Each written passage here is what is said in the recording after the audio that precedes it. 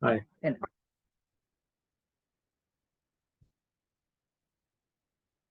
muy buenas noches. Estamos, ahora vamos a hablar un poco sobre uno de los acuerdos más importantes en el planeta, como es el Acuerdo de París.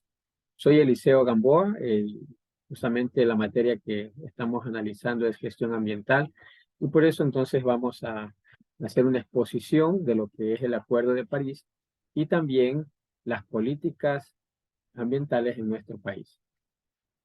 Entonces, vamos a ver algunos puntos en esta exposición que tiene que ver con el concepto, con los países que integran también el Acuerdo de París. Vamos a ver algunos datos relevantes del acuerdo, cuáles son también sus objetivos y cuáles son las políticas ambientales del Ecuador. También haremos una conclusión para poder definir algunos aspectos. ¿En qué consiste el Acuerdo de París? Bueno, el Acuerdo de París es un tratado internacional sobre el cambio climático, jurídicamente vinculante. Pero es un hito en la historia porque es un proceso multilateral que tiene que ver con el cambio climático y por primera vez es un acuerdo vinculante que hace que todos los países se unan en una causa común para poder emprender esfuerzos ambiciosos para combatir el cambio climático y poder adaptarnos a sus efectos. ¿Cuáles son los países que integran este Acuerdo de París? Bueno, ahí según la gráfica podemos ver un mapa, ¿sí? En el que se puede divisar a los países.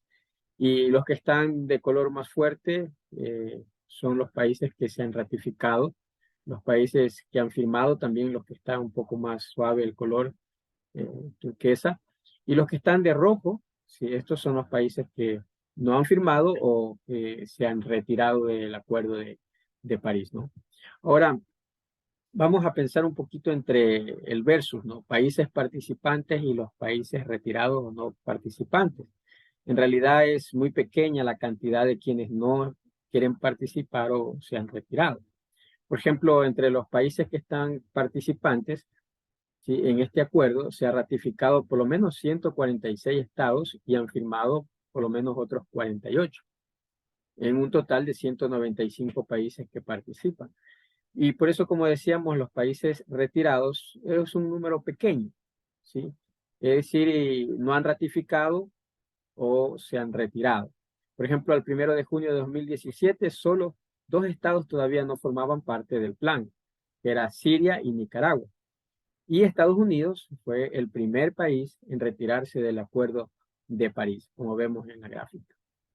Ahora, hay unos datos interesantes que nos ayudan a, por decir así, a resumir, ¿no? Lo que tiene que ver con este acuerdo, que es muy importante. La fecha de este acuerdo, del Acuerdo de París, fue el 12 de diciembre de 2015 y entró en vigor en el año 2020 y se revisa un alza cada 5 años. Ahora, ¿qué es lo que se quiere lograr con este acuerdo? ¿Cuáles son las intenciones, los propósitos que se quieren lograr? Bueno, podemos mencionar por lo menos dos, que son los más importantes. Que primero, que se prevé que las emisiones globales de CO2 en el 2050 estén entre un 70 y un 95% por debajo del año 2010. Y para el año 2100 se prevé que sea un 110 o un 120% de CO2 por debajo del año 2010. Este Acuerdo de París, como se lo conoce con el COP21 o COP21, ¿no? Es lo que podemos resumir en cuanto a este acuerdo. Ahora, vamos a pensar en algo interesante, ¿no? Vamos a pensar en quiénes son los que están contribuyendo mucho más a la contaminación. ¿Cómo estamos nosotros, por ejemplo, en el caso de nuestro país, Ecuador, ¿no? ¿En dónde estamos nosotros? Bueno, este gráfico muestra claramente a los países que más han contaminado entre el año 1850 y el año 2011. Y podemos ver ahí, según la gráfica, y vemos que Estados Unidos ocupa el primer lugar con un 27% de las emisiones. Y le siguen 28 países más de la Unión Europea, ¿sí? Con un 25% de emisiones de CO2. Luego están China, Rusia, Japón, India, Canadá, México, Brasil e Indonesia, que en conjunto emiten un 31% de la contaminación. Y finalmente podemos ver el resto del mundo, como vemos ahí el resto del mundo, que es un 17% del total de CO2 que liberan a nuestra atmósfera, ¿no? Entre ese 17% estamos nosotros, nuestro país también. Ahora, ¿cuáles son los objetivos de este Acuerdo de París? Podemos mencionar que es un objetivo triple. Primero, porque el primer objetivo es limitar el aumento medio de la temperatura global a 2 grados centígrados respecto a los niveles preindustriales. El segundo objetivo es redoblar los esfuerzos para no superar la cota de 1.5 grados a final de este siglo. Y el objetivo número 3 es alcanzar la neutralidad climática en el año 2050. Ahora, ya que hemos hablado del Acuerdo de París, del gran esfuerzo que están haciendo todos los países por tratar de mejorar nuestro medio ambiente, ahora deberíamos pensar en nosotros como país, como Ecuador. ¿Cuáles son las políticas ambientales del Ecuador, de nuestro país? Bueno, son algunas, podríamos mencionar 17 hay de estas políticas ambientales, y hay algunas que vemos que son muy interesantes, todas son interesantes, pero algunas están específicamente orientadas hacia un campo en específico. Por ejemplo, podemos mencionar uno de estos que mediante la coordinación a cargo del Ministerio del Ambiente, ¿sí? Este quiere asegurar la debida coherencia nacional por parte de todos los habitantes a fin de lograr una adecuada gestión ambiental.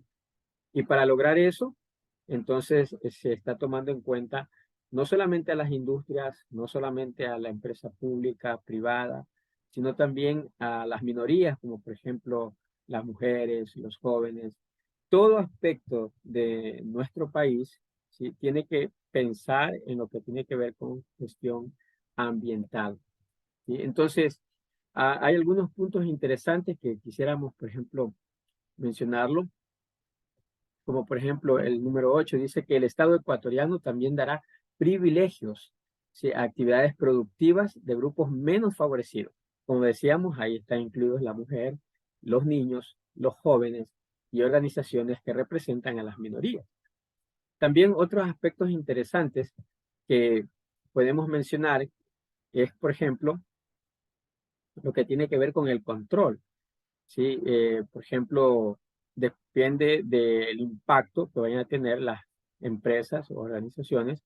Entonces, de acuerdo a eso, tienen que tener o una licencia, si es un impacto medio o grande, ¿sí?, una licencia ambiental, o si no, tienen que tener un registro ambiental o un certificado ambiental en el caso de los que es muy bajo su impacto, ¿no? Pero también algo que menciona, por ejemplo, el punto 16, sí, es bien interesante.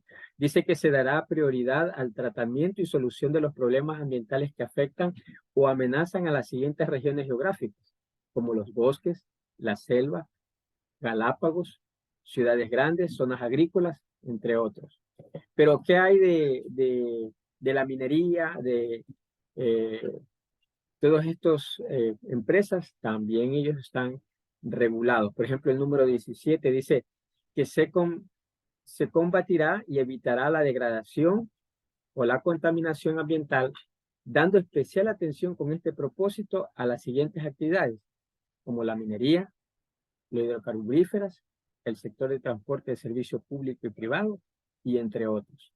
Entonces, todas estas 17, hemos resumido unas cuantas, son las políticas ambientales de nuestro país para lograr poder también contribuir en esta gran empresa que es cuidar nuestro medio ambiente. ¿A qué conclusiones podemos llegar? Bueno, por lo menos podemos citar 3 conclusiones o 3 puntos en nuestras conclusiones. Uno sería que un atraso de los programas del Acuerdo de París, eso atentaría contra el objetivo principal, como es la de lograr un incremento no mayor a 2 grados centígrados de la temperatura mundial. Segunda conclusión, si no se logra alcanzar dicha meta, ello traería graves consecuencias para la vida en la Tierra tal como la conocemos. Asistiríamos a incrementos de sequías, incendios, destrucción de la agricultura, escasez de agua potable, escasez de alimentos, fenómenos meteorológicos y hambrunas de magnitudes imposibles de predecir por la ciencia. Y una tercera conclusión a la que llegamos es que se incrementaría el deshielo de los polos, ¿no? Con el consiguiente aumento del nivel de los mares, borrando poblaciones enteras de la costa e islas, con también mortandades y éxodos nunca antes conocidos. Entonces, todas estas serían las consecuencias de no lograr los objetivos que se ha propuesto el Acuerdo de París. Entonces, finalmente, podríamos decir entonces que no tendremos una sociedad si destruimos el medio ambiente. Y por esa razón debemos todos esforzarnos por en cada aspecto de nuestra vida, seamos parte de una empresa, ¿sí?, pública, privada o como personas mismas naturales, esforzarnos por cuidar nuestro medio ambiente.